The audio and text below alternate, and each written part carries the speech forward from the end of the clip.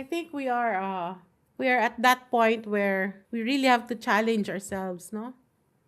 To do better, to perform better, to be more truthful, to be more ethical.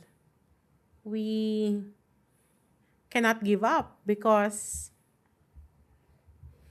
kung wala ng media, mas mahirap naman 'yon, 'di ba? Mm-mm. Kung wala kang sources of vetted information. So multi-issue yung kailangan nating i-address. You have so many challenges, no? It's sustainability, it's viability, it's the public trust that we're trying to regain. Personality. Oo, ang dami talaga, Ang ang dami. dami-dami. How about the government? Well, eto joke natin to sa Malacanang noon. I don't know if you remember. But we've always said presidents come and go. Yeah. Media will stay. Kaya dapat mas matino yung media. Mm-mm. Kasi siya yung magre-report eh.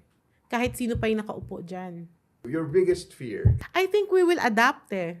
Yeah, of No, course. the platform would change but we will adapt.